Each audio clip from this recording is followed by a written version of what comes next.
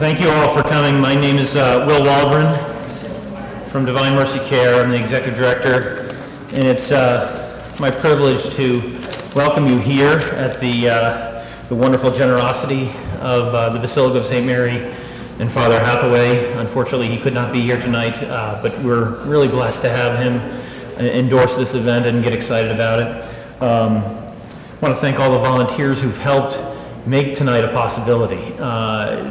The work that goes on at Divine Mercy Care is actually a mission work. As a nonprofit, we rely very heavily on our volunteers, on the financial support of donors, and really appreciate all of our volunteers that are here tonight and really work throughout the year, whether it's for our gala, which is coming up in November 16th, and we're celebrating 25 years of Tepeyac, which in and of itself is an amazing milestone, given the unique business model that Tepeyac OBGYN is, and the great work that they've done for a quarter of a century.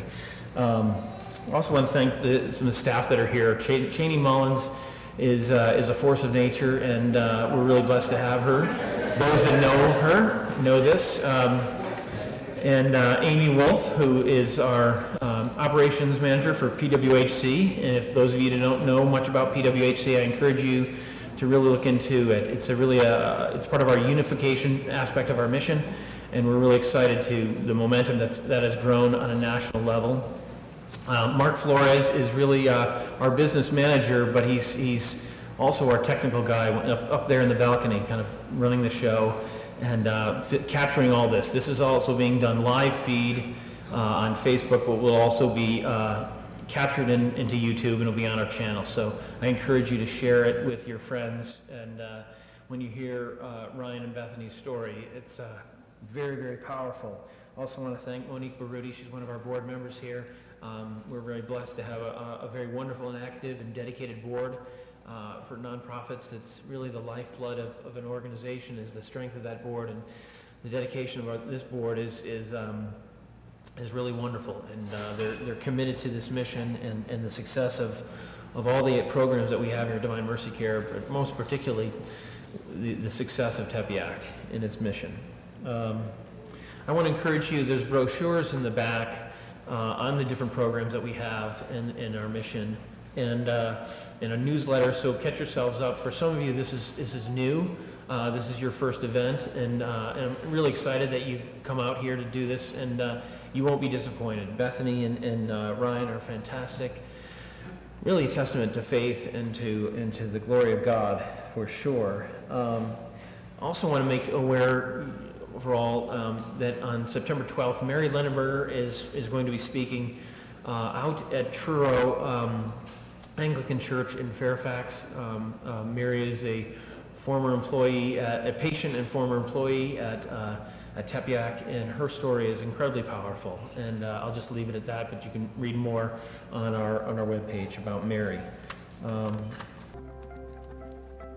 25 years ago, Dr. John and a group of investors, spiritual and financial investors, took the bold move to start Tepeyac OBGYN, and I think my wife was one of the first few clients, patients those years, and I'm very blessed to have known Dr. B. My wife and I have been married for 21 years, so when she was a single person, she was a patient, and we've been blessed to have 7 of our 9 children born through the practice. And Doctor, if you'd come on up and introduce our wonderful guests, Bethany and Ryan.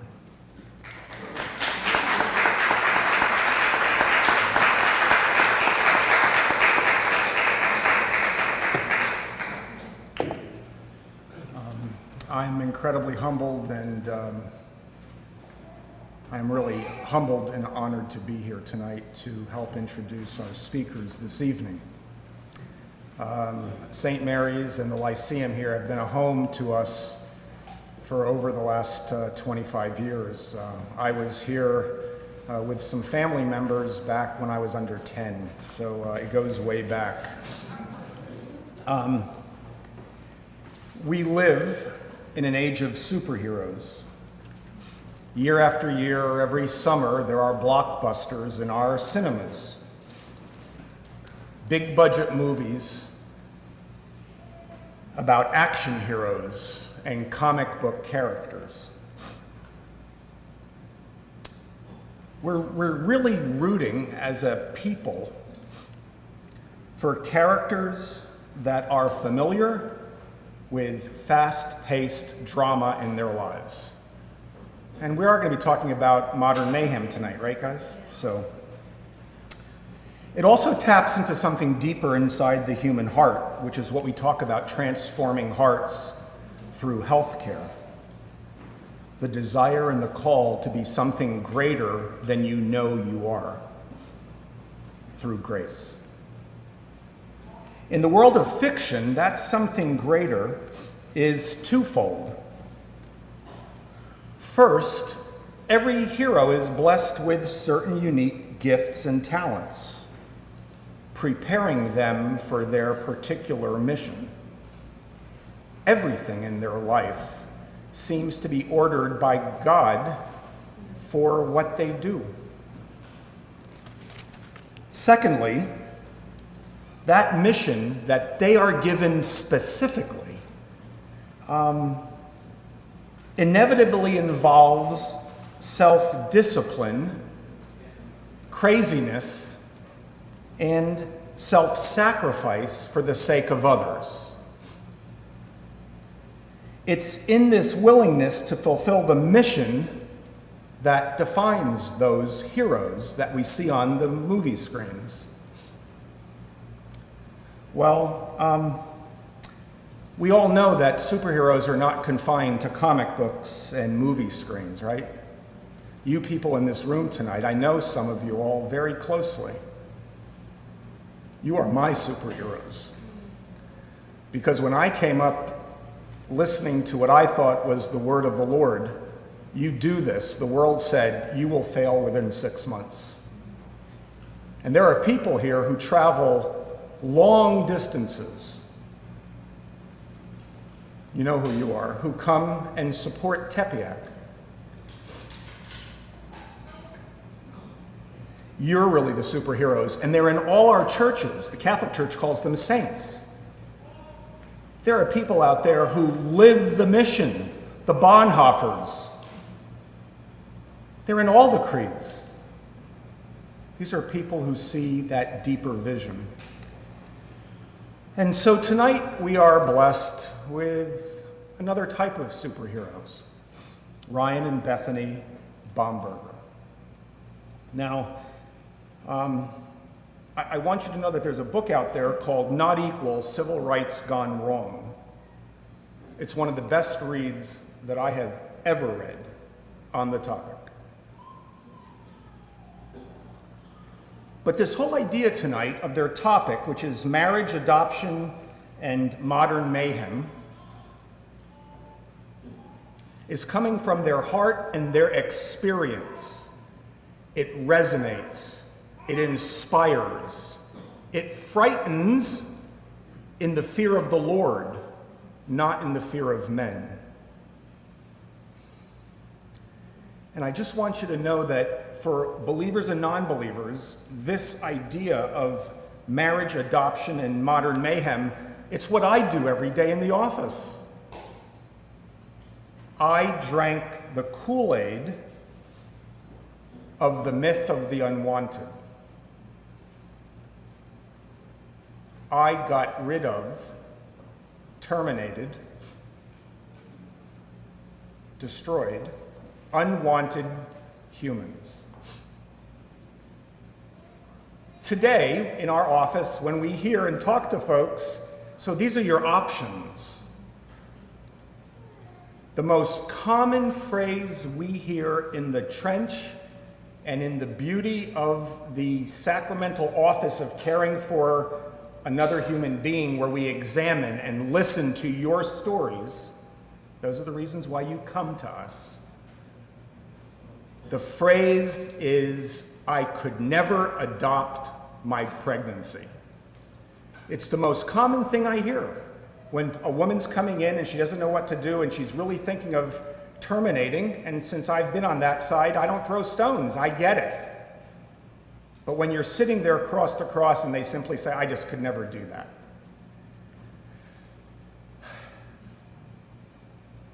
That's what we're going to be talking about tonight, in a way that will permeate your senses in such a way that you will remember this talk minutes and hours and weeks and months, and I am hopeful that years from now, because that's what St. Mary's Lyceum is all about.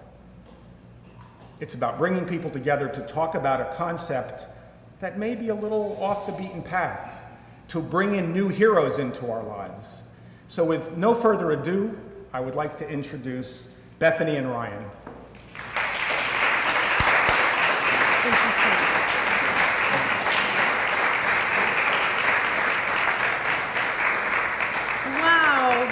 Wow. That was the most precious intro I think we've ever had. Yeah. That was just We're precious. not supposed to make people I cry know. I feel before like we could they speak, but almost thank leave. you. It was so good. We are honored to be with you guys today, and I don't say that lightly. It's an honor to be here. It's an honor to partner with Divine Mercy Care. It's an honor to know that even in part what you're able to accomplish through your ministries, through Tepeyac, we just support you at the most foundational level possible. And we've come to realize in our travels that we are all such unique pieces to a big life movement puzzle. And we can't do what you do, and you can't do maybe what they do over there at Tepeyac, but yet we can support each other in the most phenomenal ways. And just that support allows this life movement to be a movement. And I love light, and I know we're not talking about this, but light, when you turn a flashlight on in the dark, it cannot do anything but dispel darkness. So it's an honor to be with you guys today and to be part of this life movement. So And to be together. And to be together. Because we don't Yeah. often travel and speak together, so this is No. a treat. I know sometimes husbands and wives feel like they need their time apart, No. but we work together love it. 24/7, and we love it. Yeah. And we just praise God that we're able to do that. Yeah. Now, we do a lot of events a year, so many different types of events, and we travel from coast to coast around the world. We particularly like when we get to travel internationally. Our children aren't exactly thrilled about that, but it's an amazing thing just to actually be together and to be able to talk about something that we're really passionate about. And I'm assuming that a few of you are also passionate about it as well. And maybe you experience mayhem, or then again, maybe everything is like smooth and perfect. Anybody here experience mayhem at all on a day-to-day basis? Okay, Couple people. we're a good crowd. Yeah. So tonight we're going to chat with you. We're going to talk to you. We're going to go places we've not gone with other audiences. We're going to share a little bit more about our own personal stories, and we're going to talk about marriage, adoption, and modern day mayhem. And just to give you a better understanding of what we do as an organization, Ryan and I, this is our 10th year, so yay for Tepeyac for making it past 2 decades. That's huge. 25 years is awesome.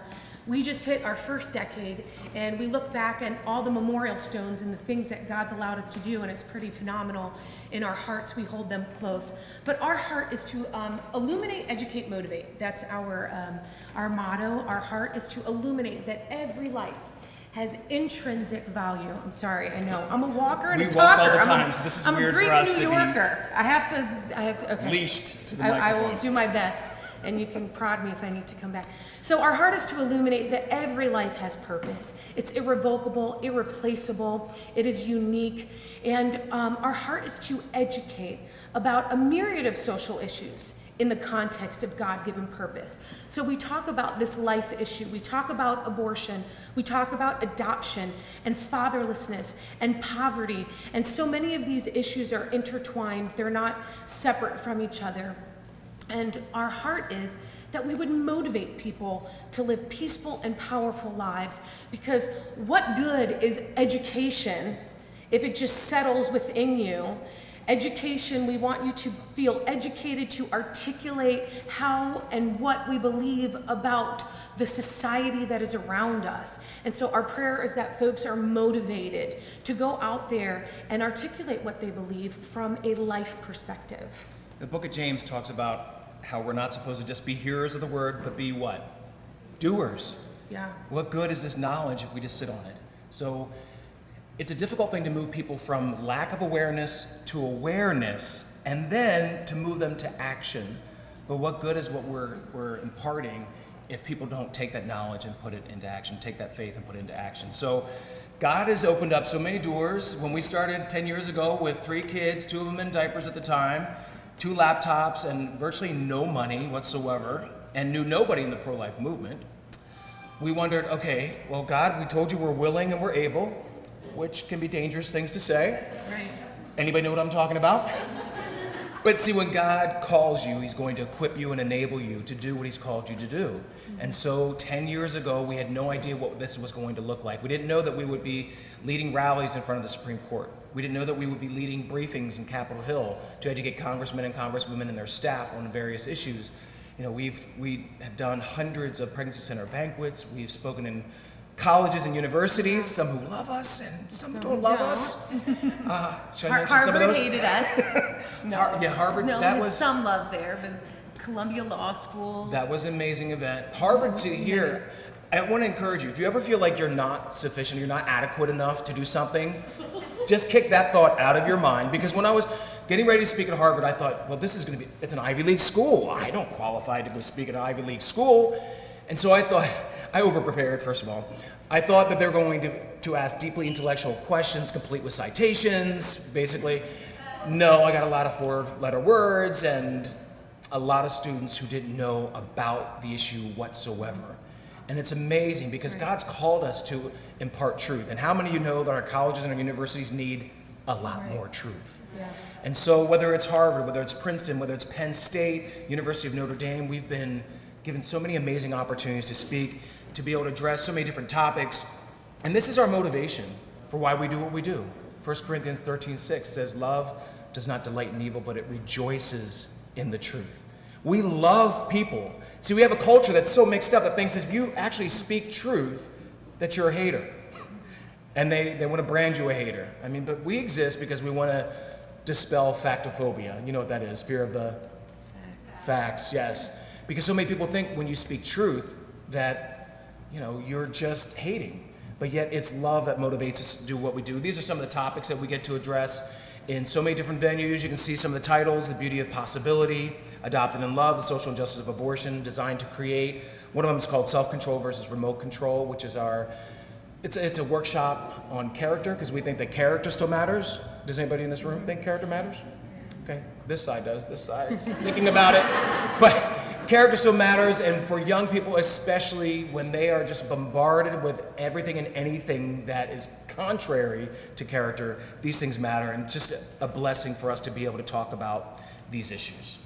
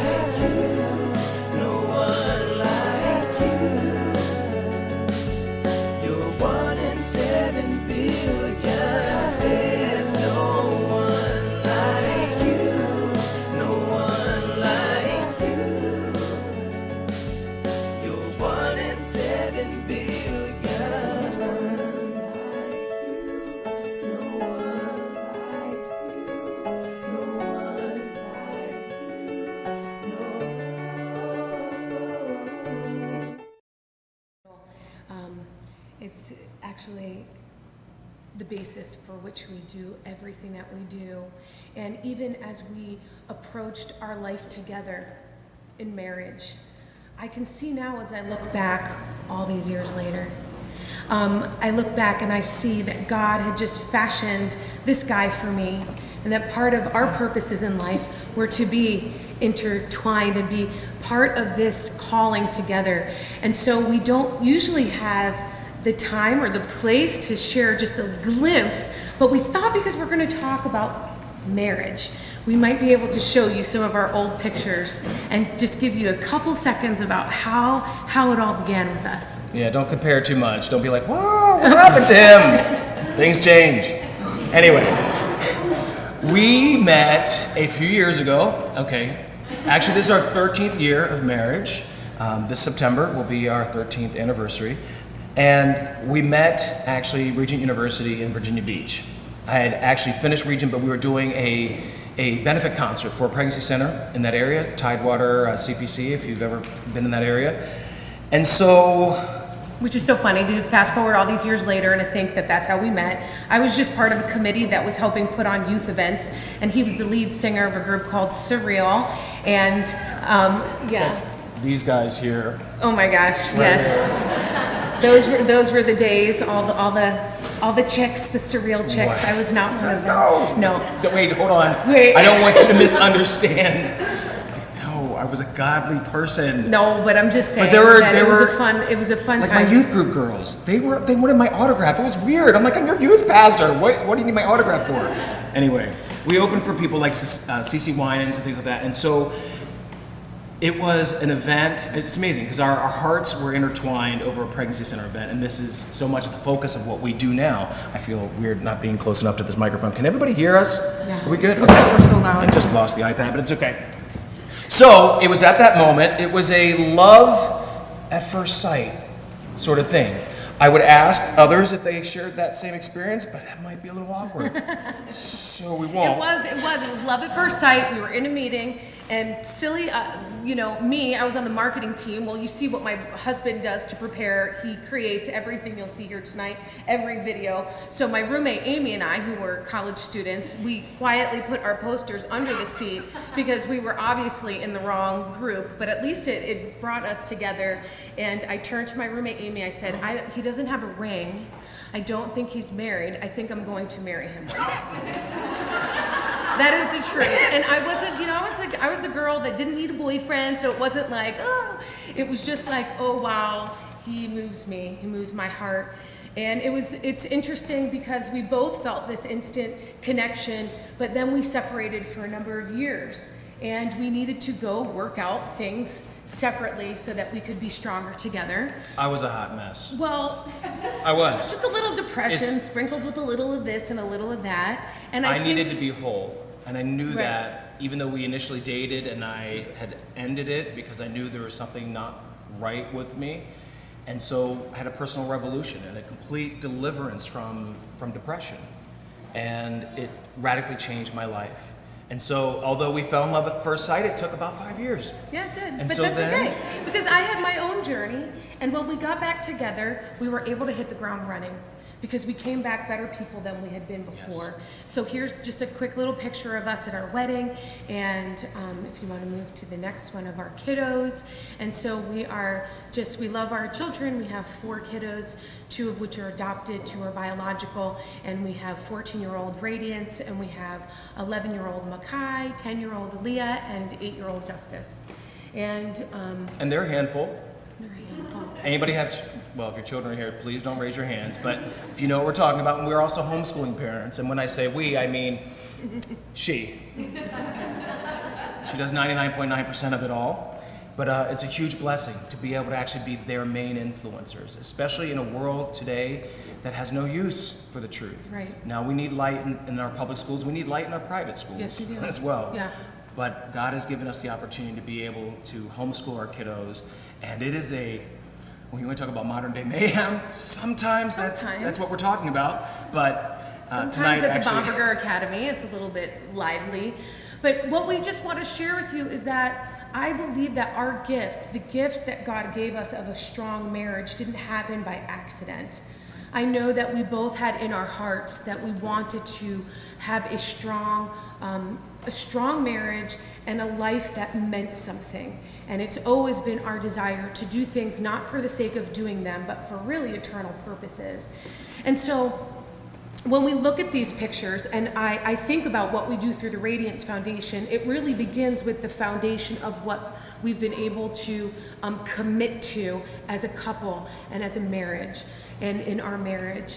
And so I'm just going to spend a little bit of time chatting with you about marriage, because part of what we're going to talk about with this modern day mayhem is really the breakdown of so many things that are so important in life. And when I think about, and we share a little bit about our marriage, I love that, you know, if we had gotten together the first time round, maybe we would have worked things out together, but as the Lord would have it, we both went through a personal transformation. So when we came back together, there was just a strength there. And it didn't take very long before we found ourselves in the throes of adoption, in the throes of creating the Radiance Foundation, in the throes of doing things that we never could have dreamt of, because they were actually better. They were dreams realized, but even more incredibly than we could have thought. And I think it's really amazing when you think about God's ideal for marriage. And throughout all of Scripture, we can see and we can go back to unions and marriages and things that are powerful. But of course, the very first one that we know of is who? In the Word, Adam and Eve. Their union was the first, the closest to perfection, because they were closest to, they were the farthest from sin, and so they were the first ones created. And God's ideal for marriage just begins to be unfurled right in front of us. Genesis 1, God creates the universe, right? He creates all these things. But then in Genesis 1, he creates human beings. And he does this in his own image. And it's powerful to think that Adam and Eve were the first real symbols of what we know as wives and husbands. And to think that God decided to start chapter 1, to start an entire population, all of mankind, began with this creation of a system for success, which we now look at as marriage. And so he says, so God created them, so God created human beings in his own image. In the image of God, he created them male and female, right? A union between one woman and one man. Later on in Genesis, he even goes on to say, from the beginning of creation, God made them male and female. And through the New Testament, he reiterates this. But he's doing something so special at the jump start of all of humanity. He starts by setting up some things. And I love when you realize that God has done something so intentionally, because it means, okay, let's zone in on what he's doing. And when he brings this together, he creates Adam, right? And then from his rib, he creates Eve. And it's such a revelation, because why does he bring together one woman and one man? And it's really exciting to understand that the revelation of God is in both Adam and Eve.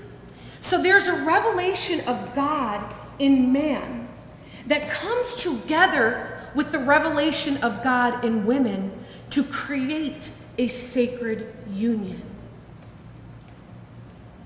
When the creator of the universe has a plan, he's got so many reasons for it. And so when you think about the fact that this is the closest example to the full revelation of God here on earth. Now, I know that we are fallen, and we know what happened with Adam and Eve, and they were not God, and we are not God. But there is a revelation that comes through each side, male and female. I mean, I actually think it's beautiful to think what a male body can do and what he carries is not what I can carry. There's no way he could carry a child within his uterus. He would cry way too much. What? Sorry, man. No, I'm just kidding. But we can carry a child. We can see life growing within us. We can then feed that child. There are systems that are so beautiful in female bodies and in male bodies. And the Lord has a revelation in each of them. And I love it because the world would say that marriage is transactional. But Ryan and I, we were talking about this, and it's more transcendental in the sense that there's something supernatural that happens when you have a covenant. When you have before the Lord, you make this decision to walk out your life with somebody else. Genesis 2:24 says, "For this reason, a man shall leave his father and his mother and be joined to his wife, and they shall become one flesh." There's something that's very much an image of completion that happens. And this is why when we understand that marriage is a sacred union, we understand that marriage is holy. The Lord says, be holy as God is holy. But think about You know, when I think about my marriage, this is something, there's this sacred union of revelations of different aspects of God coming together, and there should be a reverence for God's heart being made manifest in this way. And our society has lost the ability to see marriage as holy. And because it's holy, and because it is a reflection of God's heart, we understand that godly marriage is powerful. So the revelation of God that comes from one man and one woman who have joined together before heaven and earth in a lifelong commitment, and one that goes into eternity, a commitment to each other to work together to form godly families, is powerful. I love, you know, guys, like, as even I'm sharing this, we are broken individuals. We just are. And God is so good at filling up our areas of brokenness and bringing things together where we lack. So this in no way is saying that as a single parent that you can't do what God is calling you to do. Please don't hear things that I'm not sharing. I'm just simply sharing that in an ideal sense. God created marriage to be holy and to be incredibly powerful. And if we understood the revelation of that, we would see that traditional marriage, biblical marriage, is the foundation for a powerful, healthy society. Think about it, like a marriage begins a family, right? He says, be fruitful and multiply. We create these microcosms, right? These little communities where we learn to work together. In my house, we learn to say, I'm sorry a lot. We learn to say, okay, like I had to really crash this whole idea of I'm a teacher, I have degrees, my kids should all be perfectly well behaved, because I would honestly have had a breakdown because I could never live up to it, because it's always a bit of a mess, a little bit of a hot mess. So we've learned that the beauty in all of that is saying sorry, and it's respecting each other, and it's growing, and it's moving through, empowering each other. So these little microcosms are really so that when we meet up with society, there's this macro view of interpersonal communities taking place, which means that marriages are like a cornerstone to a solid society and a culture. Ideally, godly marriage gives stability and strength and is the foundation of a culture. It's the foundation of a culture that leads to stronger churches, stronger schools, stronger places of worship, stronger play groups, stronger everything. When families are strong, then we see a society that is strong. God's command was that we would be fruitful and increase in number. He wants us to be married. He wants us to grow. He wants us to spend time with our families.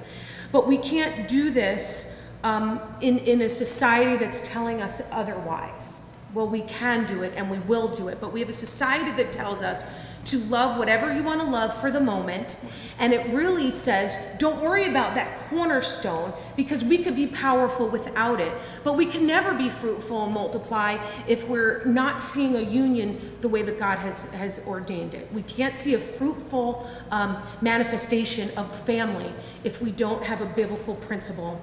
A strong society cannot happen outside of the context that God has given us for the framework of marriage. And what we're seeing on a mass scale is the destruction of a God-initiated, God-created, God-kissed, God-blessed system of marriage that actually leads to life and not to death. And when we talk about modern-day mayhem, you have to know that there's an ideal that doesn't include all the mayhem, which is where we've begun, but there are reasons that something that was so good and so holy now has turned into what we see in our culture.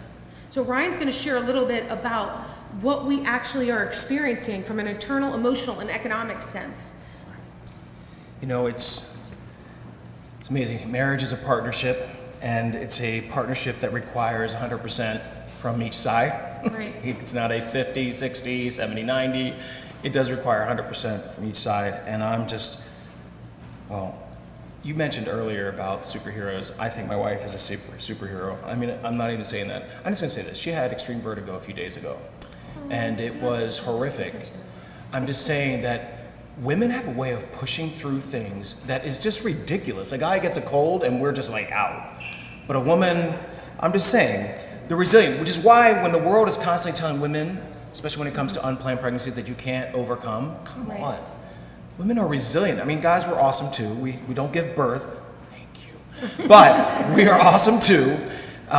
It's amazing to me how marriage works. And I love the fact that it really is just a reflection of God. Now, talking about the eternal, because I just lost. Oh, wow. Okay, I lost that. The eternal, marriage impacts the eternal, it impacts the emotional, it impacts the economic.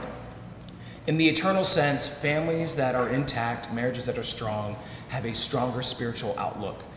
For those who regularly worship or regularly go to church, there are so many positive outcomes to that. And married women, for instance, measure higher on all kinds of scales, psychosocial scales, as to their well-being than single women. There is a difference between a married couple and single people. Once again, we're not putting down single people because we were all single at one point in time, but the emotional effect too, with children. Children on so many measures are better off in an intact married home. Whether you're talking about, economic opportunities, job opportunities, educational opportunities, there are so many measures where children fare better in married homes. In fact, as soon as I get this, I'll just skip over that. The economic part, let me just give you this number right here, 6 times. This number is important because children who are in intact married homes, who regularly go to church, they are 6 times less likely to engage in sexual behavior, risky sexual behavior, which of course now we know, when you're engaged in sexual behavior and you have, that kind of interaction earlier on in life, that it leads to out of wedlock births. Of course, that leads to a whole host of other things, including poverty. And so there are so many reasons why an intact married home, particularly those that regularly worship, it impacts the parents, it impacts the children. It's really remarkable what that does. And so here, I want to talk to you about one measure here, the economic measure. Now, people will constantly try to tell you that families are defined all kinds of ways. And yes, there are single parent families, some through divorce, some because of necessity, of abuse. We're not diminishing those at all. Of course, we're talking about the ideal. But in this, just look at these numbers. Can't walk away from the mic. We look at these numbers, an annual median income of married couple, $90,000. You see that versus a male head of house, $61,000, female head of house, $42,000. But here's the interesting thing. Look at those below the poverty line. 4.9% of married couples are below the poverty line. That's increased by a little over, 2.5 times higher for male heads of house, and for female heads of house, 5.2 times higher. So children who grow up in single female-led homes are 5 times more likely to be in poverty. And so people can talk all they want, the rhetoric of our culture that all families are equal. They're not, because you offer much more economic stability. And of course, then people will often ask, well, what about equal pay? That's the reason why. Well, what I actually did is I compared what the pay was per, women's pay versus men's pay in 1980, and they were paid 64.2 cents on the dollar compared to men's earnings. And the disparity in 1980 was the same. It was actually 5.3 times higher. The poverty, single women living in poverty was 5.3 times higher than married couples. Today, in 2017, with these same stats, it's still 5.2 times higher. Equal pay does not change those dynamics. There's a whole other narrative with the whole equal pay. I'm not gonna get into all that right now, but this fact sheet, I guess you have some of those, and there's some more in the back. We have lots of fact sheets that break some of this down. But you can't talk about marriage today without talking about the deterioration of marriage and what that leads to, fatherlessness. And when you have fatherless families, you have vulnerable families. When you have vulnerable families, you have vulnerable communities. And what comes in, what predatory things come in? Are you talking about drugs? Planned Parenthood? Planned Parenthood loves fatherless families and fatherless communities. That's what predators do. And so we have an epidemic of fatherlessness in this country. With the children that are born in America, about 41% of them are born into homes without fathers. We have an epidemic of fatherlessness. Remember back in the 60s when Daniel Patrick Moynihan was a politician who was sounding the alarm because the out of wedlock birth rate was 25%. But nationwide it's 41% today. In the black community it's 72%. We have an epidemic of fatherlessness. And a lot of that has been brought on by a culture of abortion that says, men, you're not needed. We don't need you. I mean, as a man, I know that I have a particular role. I know my wife has a particular role. Women are amazing and resilient, but they were never meant to be both mother and father. And so here we have a culture of abortion that has taken the place of fathers, culture of poverty that's taken the place of fathers. Just so you know, of women who seek abortions, 86% of them are unmarried. And so there's an abandonment issue here, a fatherlessness issue. And I'm motivated. One of my favorite verses is Proverbs 31:8-9.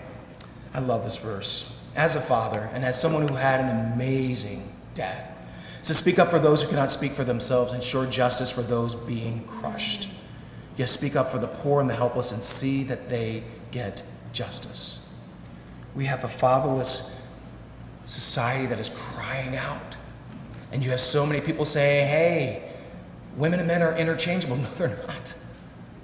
A father can't do what a mother does. In essence, obviously, there's overlap. I'm not denying that there's overlap. But there's something very special about a mother. There's something very special about a father.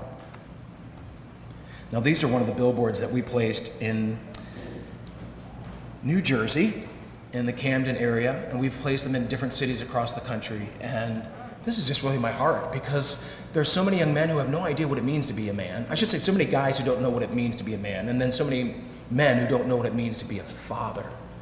And I want to encourage you, fathers out there, if you have a little extra time, be a mentor to a young man who has... all the dads that do that and really are overseen. We don't, they're not really talked about in the news in all these places. And like Dr. B was talking about, they aren't the superheroes.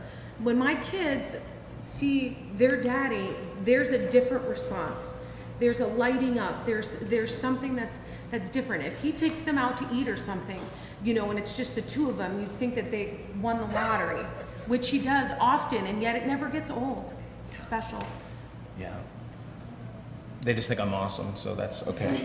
So three they think mommy's awesome too. I'm just saying. For all the fathers, though, as well as saying for those that are on the flip side of this, and partially when we talk about this mayhem, a lot of times that in this modern day mayhem and in what we see on the news, and when we hear these statistics, which are staggering, what we don't celebrate all the time is the 30% in the Black community that are choosing to be the fathers. But yet we need to recognize both sides of the coin. Right. Yeah. Absolutely. And praise, because there's enough negativity out there that we have to acknowledge some of those positive aspects. Absolutely. When you talk about fatherlessness, of course, you can't help but talk about adoption, because adoption happens because the natural order of things is broken. And that happens in the natural and the supernatural. And what adoption does is it brings wholeness, brings healing. I mean, the essence of salvation, there wouldn't be any salvation without adoption. So as Christians, we should have a better understanding of what adoption is. Of course, we have verses throughout Scripture that reiterate this. But I just want to throw a number out here to you, 18%.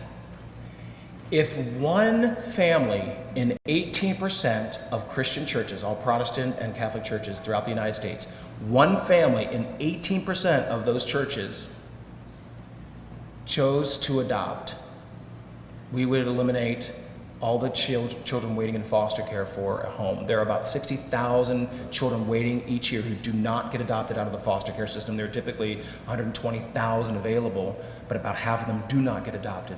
But if one family in 18% of our churches chose to adopt, we would not have children waiting for forever homes. This is not an insurmountable task. But it's the way that I think we perceive adoption that is part of the problem. As was mentioned earlier, some women faced with that can't even conceive of parting with their child through adoption or making a loving plan of adoption. And so we have to change that mindset. Here's one of the verses that I just wanted to share with you. Galatians 4, verse 5 and 6, not 5 through 5. But when the time had fully come, God sent forth his Son, born of woman, born under the law, to redeem those who were under the law, so that we might receive adoption as sons and daughters, of course. I want to give you an example. We have examples throughout Scripture of adoption. Anybody ever hear of Moses? I guess he did something, delivered, the Israelites, no big deal. from Pharaoh. I mean, that's a story of adoption. Came into Pharaoh's family through his daughter. Now, of course, it may not be the official type of adoption that we have today, but certainly adoption. Then we have another story. And I don't know why it didn't hit me earlier on in life, but as you look at the book of Matthew, you look at the genealogy of Christ, it does not end with Mary. It ends with Joseph, who was not biologically related to Jesus. And here, and hear me, this pregnancy was not humanly planned. Do we agree? It was not humanly planned. It was certainly divinely planned. But the response was still important, because Mary and Joseph responded in their human selves. She could have responded out of fear. But thank goodness she chose to be courageous instead. I mean, I don't know how many of you have ever had a king trying to kill your firstborn son. Anybody in here? I mean, that was crazy. Then you had Joseph, who could have chosen to abandon, but he chose adoption instead. He could have chosen to leave, but he chose to love instead. And so that's why when I think of adoption, there's some people who don't see it really from a biblical perspective. And I think, wow, we have the greatest adoption story ever told right before us. This is called Stronger. It's one of the songs that we created just to emphasize this point.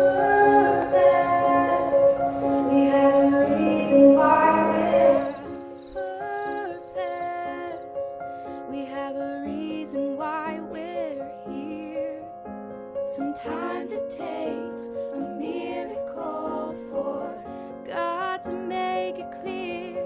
We have choices.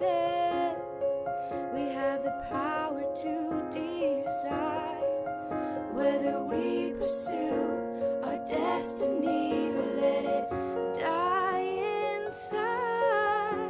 Stronger than you ever knew. You were stronger than you ever knew. No matter what will ever come at you, you're stronger, you're stronger, stronger than you ever knew. You are stronger than you ever knew. No matter what will ever come at you, you're stronger, you're stronger.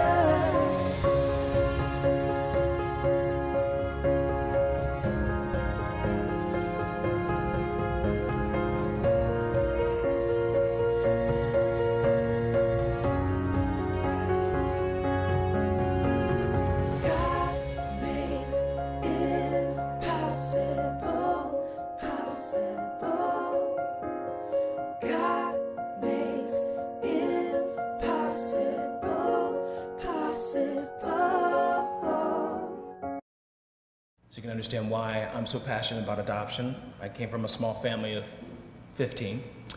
I have 6 sisters, 6 brothers, but it all started actually in the heart of my mom, who at the age of 5, she was placed in a children's home temporarily. She had an alcoholic father, and her parents were separating, and that's where the heart for adoption started with her. She wanted to be a mommy to those who didn't have one.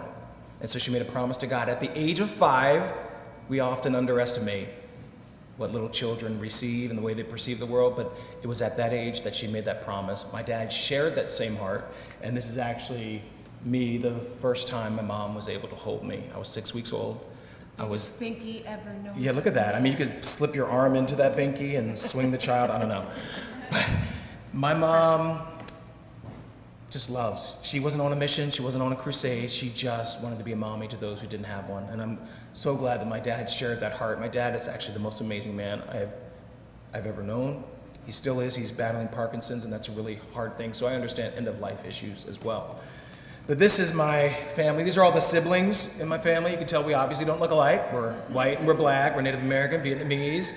Some of us are, and everybody has afros, even the white people. But these are the Bomberger kids, all 13, and we grew up in Lancaster County, Pennsylvania, in a farmhouse. We had 1.5 bathrooms. Just think about that. But this is a group of kids whose purpose was unleashed because of adoption. My parents had 3 homemade kids, or whatever you want to call them, biologically related kids, and adopted 10. And I was the first one, and obviously it went really well. So they kept adopting new flavor every year. And so this is our family, just really remarkable. This is actually our family today. All my brothers, my sisters, their spouses, their children, no aunts and uncles. There's a little grandma in the middle of the picture, but these are all the Bombergers. And this is what happens when you defy the world's low expectations. When you defy the world's concept or the rhetoric of unwanted. This is a picture of what unwanted looks like. And it's amazing because the legacy of adoption has now continued through several of my siblings. Even my first nephew and my first niece are adoptive parents too. Only God.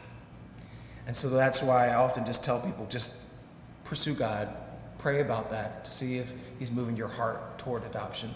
Now this picture is made possible because of a number of courageous birth moms, of women who chose to be stronger than their circumstances. And my birth mom chose to be stronger than her circumstances. She chose, despite 9 months of a traumatic pregnancy, to give me life. And as a creative, I try to figure out how do I say thank you to a woman who chose to be that courageous, who gave me not only life, but gave me the incredible gift of adoption. And so over the years, I've created different things, and I tried to figure out recently, okay, if I could list all the things that I've been able to become in my life by the grace of God, all because of her singular decision, what would that look like? And so I've never met my birth mom, by the way. I did search for her and it came up without a response, so I don't even know if she's alive today. But I do hope that one day I get to meet her. This video, I think, would almost be the conversation that I would have with her. This is what I want her to know, that her pain and her trauma were never in vain.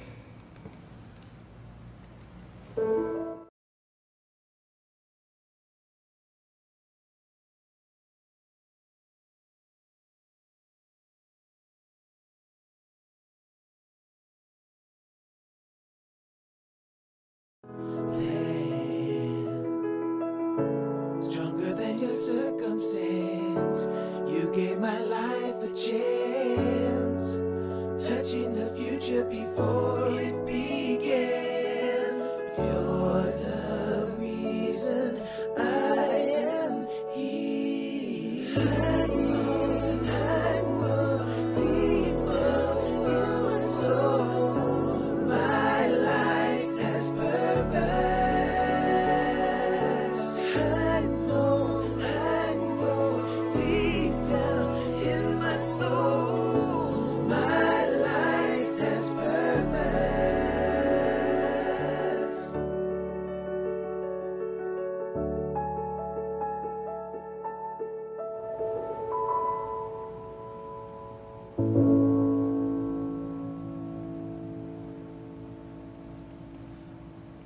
So I am that 1% that's used 100% of the time to justify abortion.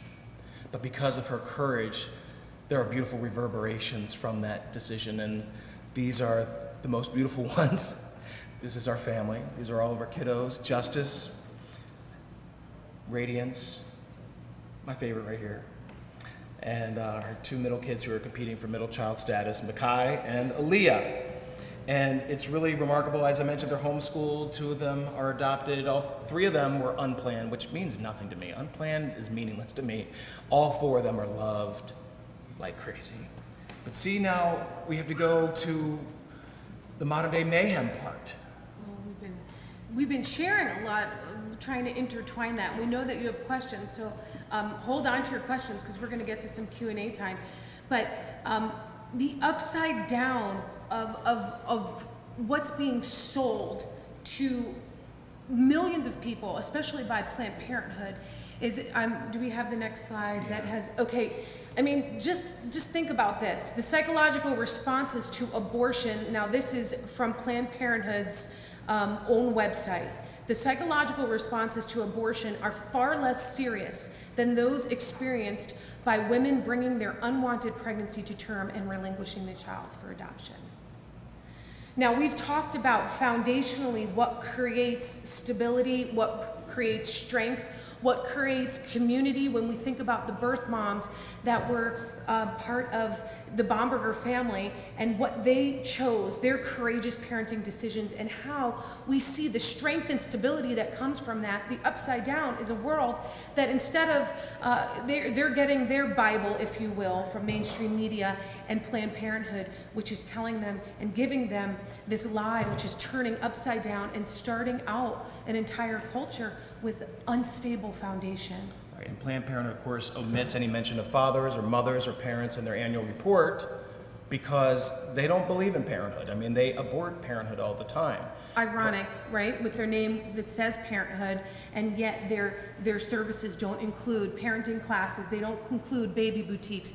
In fact, the only thing that they do is they really rally behind gay marriage. It's the only marriage they support or promote, which is not ironic when you understand that things are completely upside down. So this is the reality of Planned Parenthood. Then you got this whole modern day mayhem. We're actually dealing with a culture, not just through Planned Parenthood, but through politicians today who support. I mean, it's one thing, abortion is evil, period. No matter whether it's during the first month or during its 9th month, but now we have a culture and politicians who are promoting infanticide. Oh, if the child's born alive, I mean, your whole bodily autonomy argument goes out the window because it's no longer part of anybody's body, but separate. And yet, how callous our society has grown. So this is part of the mayhem that we're dealing with. I want to just point out this one statistic. This is really important because when we talk about marriage and how Planned Parenthood and so many other social re-engineers are trying to change what family means and how important it is. This is a statistic from the Department of Health and Human Services. It's their annual report on child neglect. 10 times is the number. Children who grow up in single-parent homes are 10 times more likely to be abused than children who grow up in intact, married homes. 10 times they experience the abuse, 10 times more. I mean, this is just one of so many other statistics. And when we talk about modern day mayhem, that's part of it. Then you've got, of course, this whole nonsense from Planned Parenthood that wants to redefine what gender is. They want to erase what gender is, the very foundation of how God created us. And so if you can't even tell a boy or a girl that they're a boy or a girl, then what can you tell them that's true? If you can't even tell them the most fundamental thing, we're dealing with modern day mayhem, and a lot of us feel like we have to be quiet. No, you don't. Because love, here, let me just tell you, our culture talks about love and tolerance. This is the difference. Love lifts people out of their circumstances. Tolerance keeps people where they are and pretends there are no circumstances. I'd rather be loved, not tolerated. 100%. Yeah. We love this quote. Frederick Douglass is really become one of our family little heroes. We went and toured his house, and we think that as he gets older, Ryan's hair might look like his hair. I don't know if you've ever seen Frederick Douglass. That's awesome. But this quote is awesome. The man who is right is a majority. He who has God and conscience on his side is a majority against the universe. I mean, he understood that you cannot pursue justice without the gospel. You cannot pursue justice without truth. And we have a society that wants to pretend that they can all divine their own truth. Well, that's my truth, that's your truth. No, there's no such thing as my or your truth. There's just the truth. And so this is what we have to illuminate in a culture that's so upside down. So what do? How do we get it right side up? And the beauty of the life that we've been given is that there's just always these opportunities for redemption. And I think too that part of when we're dealing with the mayhem that the world just throws at us daily, moment by moment, it feels like, it's to remember in the midst of all the mayhem that it is possible to see things flipped the right side, the right way around. There are so many stories of people being stronger than their circumstances. And every time that you feel defeated and you feel slimed and you feel like you're the minority and you can't stand up for what you know is the truth, we just want to encourage you to just delve in and know that truth will stand for itself. And we want you to feel empowered to articulate and not fear. Because perfect love and fear can't coincide. But if you have love in your heart and the love of God, then fear has to go. And as you learn these truths and you stand up for what is truth, you will see that not only can you sleep better at night, or can we sleep better at night? But you also begin to see how other lives are redeemed. Because I know all along our journey, for every horrific story we hear, and it will never get old. We talk to the clinic workers that have come out of the abortion clinic workers, and none of it. I don't feel like we never feel like we're going to become desensitized, because it's really something that has captured our hearts.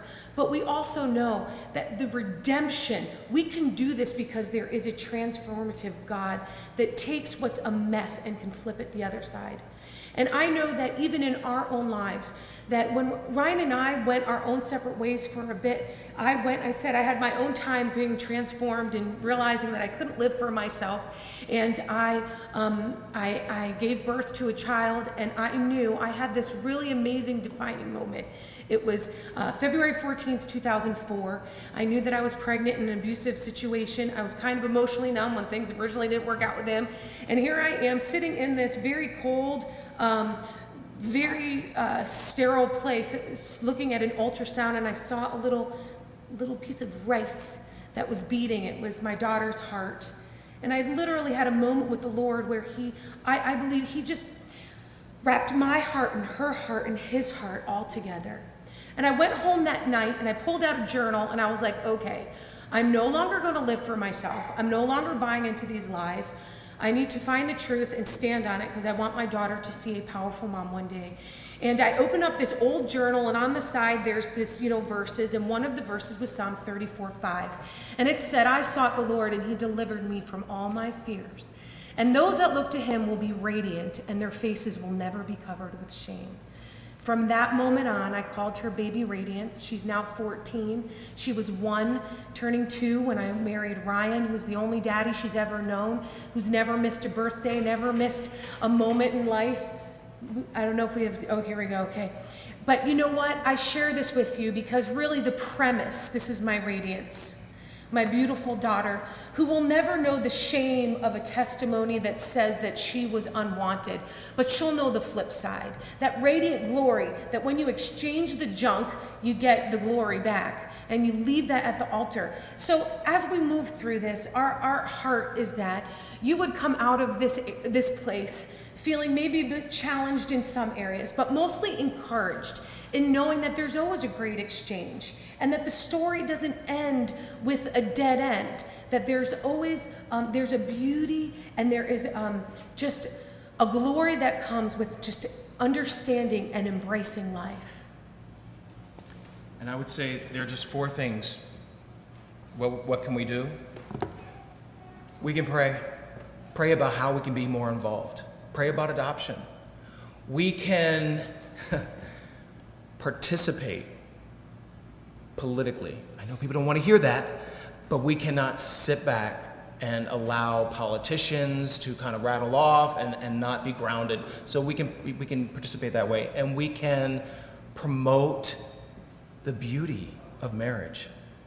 You hear it all the time. I mean, it's slimed 24/7 in TV and in movies, but promote the beauty of marriage, the reflection of God. And then the last part is play a deeper role in Divine Mercy in Tepeyac. What can you do right here in your immediate area? So there are 4 ways of what we can do right here and right now. And if I could just add to that adoption component, not all of us might be called to adopt, and there's no shame and no condemnation in that. But as a movement, we need to know that if we're going to talk about the problem of abortion, we're going to need to offer solutions. And so whether that becoming involved in adoption means maybe that's some way that you're going to grow your family, or it might just be something that you're going to walk alongside a mom who's making that choice, or a family that's looking to enlarge their own family. There's so many ways. There's so many ways to do that. So we could talk to you for the next 3 hours, but we want to be mindful of the time and the fact that we've had long days, and we want to be able to open up this time for any questions. But our heart is for sure that you walk out of here expecting the mayhem, but knowing that there's peace there too. Yeah. So if anybody has questions, you're welcome to raise your hand. Oh.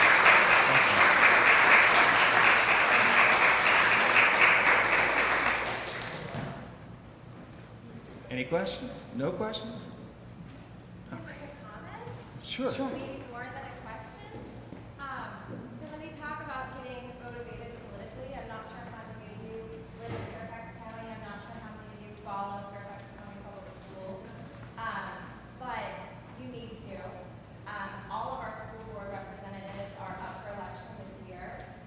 4 years ago, they added transgenderism to our family life education curriculum. They've now removed the idea of biological sex to our family life education curriculum, and they tell us, or tell our children, that you are, what you're assigned at birth until you can choose otherwise. So get involved, know who represents you on the school board, whether you have kids in the school system or not. More than 50% of your tax dollars go to the school board in Fairfax County. 53% go to the school board, the rest of the board of supervisors. So whether or not you have a kid in the school system, you have a say, and you need to make it known. And you need to figure out who your candidates are, and you need to vote. I'll just add to that Cheryl Buford is running for the school board, and she is Christian and pro-life, and very, very solid. That's awesome. And I just want to say this, I'll get to your question. These issues are inextricably tied. You cannot separate this redefinition of sex, of gender, from the issue of abortion. For instance, Title IX and Title VII, where the word sex is used, which is defining male, female, biological male, female, the previous administration, Obama administration, wanted to obliterate that. And in fact, to the point where a medical professional refusing to commit an abortion is considered sex discrimination under HHS's, the Department of Health and Human Services, current rule.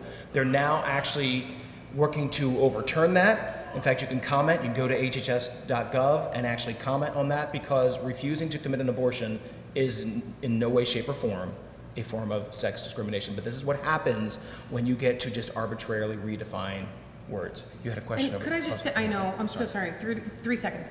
I think too, a lot of times we feel like, well, that's an individual's decision.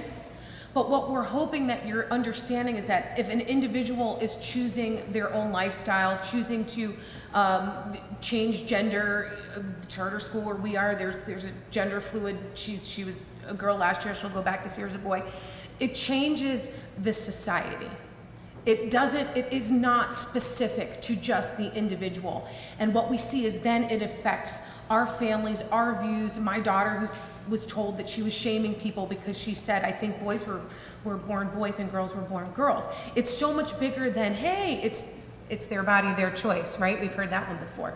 But even in this case, that's something that I think when we understand how it hits home for us, then we realize it's more than just about an individual's choice. I'm sorry, you've been so patient and awesome. Obviously, like every child is different and every adopted child, their story is different. But I would just love to know your experience with your children who are adopted. Any best practices or ways that you see from them about their story, Right. without honoring maybe their choice, but also just any stories you can share about your own experience. I think that we are huge on creating a culture of life within our family. Talking about the issues of adoption Openly. are so open. There's no shame associated with it. It's helpful that we have a bazillion uncles and aunts that were adopted, and I understand that because I didn't grow up with adoptive folks in my family or in my sphere of influence. There's such a love. Oh my goodness, when we talk about how your mama loved you so much. She was so courageous that she chose us, and look how special this is. And really take the shame out from the beginning. I mean, they're gonna get enough of that when they go out in the world, but it's a safe place at home to change the narrative on adoption too, because I mean, how many times have we seen, like in Hollywood, all the creepy, crazy kids are usually the orphans, then they're, like there's just all this weird stuff, and people call things weird when they don't know about them. And so for us, we want our children to understand. I often say I had 4 C-sections. I gave birth to 3 children. You know what I'm saying? But because my heart is that they would know that they are loved just as much as the other kids. Right, and the biological children are just as special too. So there's that delicate balance of not emphasizing too much and also not emphasizing culture above everything else. because love and permanence are most important.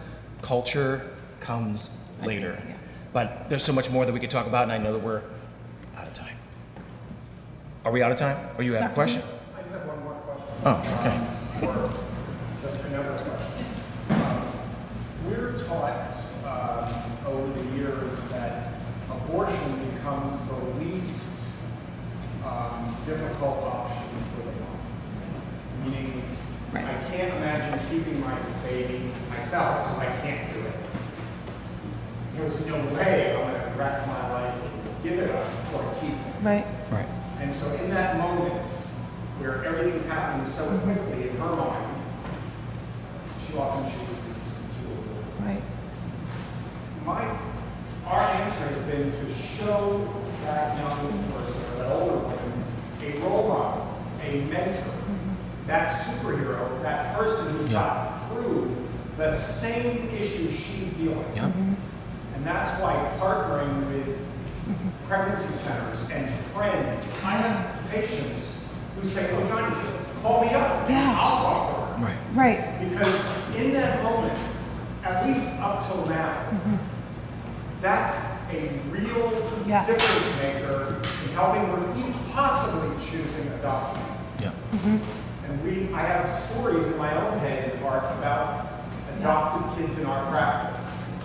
Some open adoptions, some closed adoptions, Right. some walk-in adoptions that happen.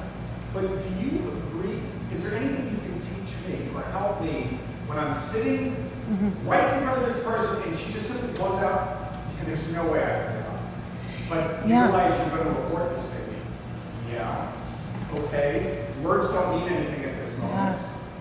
Life, this is real. This is a real pain and suffering that we're all going through at this moment. Anything on your end that would help? You're exactly right, because there's this irrational, and I say that lovingly, this irrational thought that to kill my child is a better parenting choice than to, right. So absolutely. And I love what you just said, because the reason these women think this is because they've been fed, and I've been in the public schools, so I watch how Planned Parenthood even works. So whether they've consciously understood this or whether it's subconscious from what they're seeing in the media and on shows and things, they've been sold this lie that abortion is their savior. And so in that very moment, other than pray that their hearts would be open, we have to take a moment and say, what will stop the spinning from the filing cabinet of all these lies that have been told them, that have given them this perspective, because it's based in a lot of history. And as much as we would love for there to be an elevation, like an elevator speech that would take them from being abortion-minded to adoption-minded, there really isn't something like that. But what you said, you really hit on. So many times we'll get calls, or we'll be on these texts, or somebody will Facebook message me, our friends that run adoption businesses and like Abiding Love, Carrie will text me and she'll be like, can you talk to somebody? They're sitting in front of me right now. And so in that moment, you have to bring something that's flesh and blood that they will see before their eyes, that will combat a history of lies that have gotten them to this irrational, it's got to be death or parenting. But I think most of the time, all we do is plant a seed. Right. And the Holy Spirit, or Yes. all Yes. those things that the Holy Spirit uses will eventually help. Right. Right. What our hope was, and it still is through one of our initiatives called adoptedinlove.com, is to actually create more tools, persuasive tools that you have immediately at your disposal right there. I mean, thank goodness for the internet, because even sometimes it was a matter of someone just showing a video. See, a lot of the reason for that, the Evan B. Donaldson Institute, I guess it's called the Donaldson Institute now, they do a lot of research on adoption. They said that the biggest barrier for a lot of these women is they can't conceive of the biggest question is, what will happen to my child? See, that's why most adoptions today are open adoptions. See, in the past, where there was a whole lot of shame built into all that, you just kind of send somebody off, and it was all done in shame. It's not the same. Most adoptions today are open adoption. That's where the biological parent or parents have a continued relationship with the adoptee and with the adoptive family. And so there you eliminate that fear of what's going to happen to my child. And so that's part of that barrier. There's so much in the abstract, unfortunately, even among many Christians who don't understand adoption. They think the birth parent can change their minds after a year or after 2 years. Like, no, that's not how it works. Every state is different, but it's usually a matter of weeks, certainly, and sometimes just days. It depends on what state and depends on where you are in the process. But there are so many misconceptions about adoption. And so it's no surprise that a woman who is abortion-minded, it's all the more amplified inside of her. So as a church, as Christians, we have to have a better understanding of what adoption is. But that's... And I think like Steve Jobs adopted, Faith Hill adopted. Like, we don't ever hear those sides of the story. Can you imagine life without these Without well, actually, sometimes I can. But without these devices, I mean, to think of the geniusness of Steve Jobs. But there are some things that will click with people. There'll be some things that resonate. But we have to know the tools that we do have available, at least right now. And maybe sometimes those tools are video online. So that may be persuasive enough. I know there's some hands, and I don't know where to go, but we'll start with... Can I just ask, does it ever come up that when you're talking to people that abortion does cause breast cancer? Does that ever Janie, you wanted us to repeat questions, and I forgot. So the question is, does abortion ever lead to breast cancer? Yeah. Oh, yes. It does. We actually have a great article on our website. If you go to radiance.life, that's the easiest way to get to our website, but radiance.life/fake health. We talk about how previous induced abortions increase preterm births, which are the largest cause of birth defects, for instance. It also causes a significant increase in triple-negative breast cancer. And of course, birth control, hormonal birth control, also significantly increases the risk, particularly for younger women, of triple-negative breast cancer. So yes, we do talk about that. There's some other great pro-life organizations like Live Action also that show that. Our article, radiance.life/fake health, gives you the actual links to the studies themselves that show this. The world and Planned Parenthood and medical associations are constantly saying it's not true. In fact, the National Cancer Institute had its own study that showed decisively that there's an increase, and they ignored their own study. Planned Parenthood has good bunker and good bunkers. Right. I mean, that's like believing it's like believing the PR firm of R.J. Reynolds Tobacco Company. Like, oh yeah, cigarettes are good for your health. What? Guttmacher is funded by Planned Parenthood, and it's not scientific. It's political. Go ahead, sir. Good question. Question/comment with regard to what Dr. B was talking about. He's got the lady sitting right in front of the woman sitting right in front of him. I think what would help her is not necessarily hearing the successful adoptive story from the adoptive child standpoint, but the adoptive parent standpoint. What you need to hear from is the woman Birth moms. who gave up the baby, how happy she is at her decision. But I would think that would be a tougher database or whatever. It's actually not tougher. We meet birth moms all the time who have really been able to walk through life and understand the power of their decision. Are you looking up a resource? Well, yeah, there are actually some ad campaigns that specifically feature birth moms, and I think it used to be IamPregnant.org, but I'm not sure if that's this. But you're right, and I tell you, we meet thousands of birth moms a year just in what we do, and we have a birth mom on our board. We run a community outreach called Sally's Lambs, where we create big loving baskets for birth moms, and so we talk with caseworkers, and they have support groups, and there is a lot of support, more now than I feel like ever, for birth moms, and to help them and to give them that support as well. It's a great question. There's so many pieces of the puzzle. Step up and tell the story. You know what I'm saying? Right, we probably need some more funding that will allow us to have their stories available on a larger scale. Yeah, you're right. Yeah.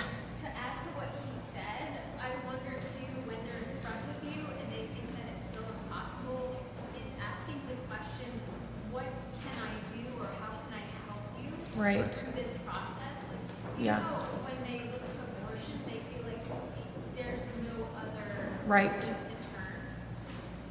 And the birth mom advocates, birth mom caseworkers, pregnancy resource centers, and we're finding across the country that so many are becoming more equipped to handle the adoption component, they are becoming more and more equipped to be able to speak into that. In fact, it's a big part of their mission to be able to ask those questions, bring them to those places that that seem so hidden.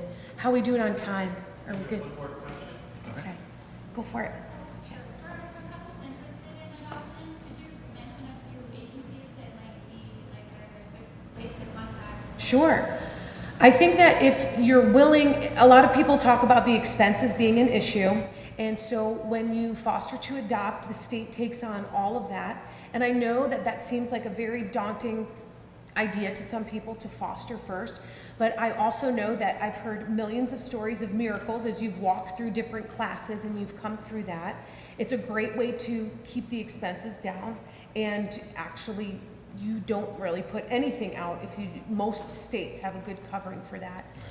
But you also have Like faithful adoption consultants. yes, in fact, if you go to Facebook, these are friends of ours who are adoptive parents themselves, faithfuladoptionconsultants.com. It's really long, but if you look that up, they do an amazing job of connecting prospective adoptive parents with children in need. There's also, of course, Catholic Charities.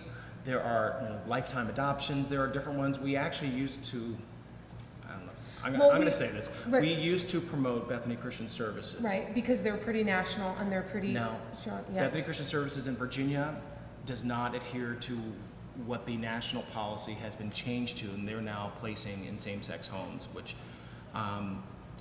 they didn't even put up a fight. No, But Virginia, Bethany Christian Services does not, but they're also a great adoption agency. But there are a number of different agencies available, and of course they're there to answer any questions you do have. But there's a difference between foster to adopt and then domestic adoptions and international adoptions and cost. But they will answer so many of those questions. Awesome. Well, we just want to thank you so much. Thank you, Will. Thank you, Dr. B. Thank you, Cheney. Thank you, all of you, for giving us this space of time. God bless you. Thank you. We have a small token of a gift for you for coming down here.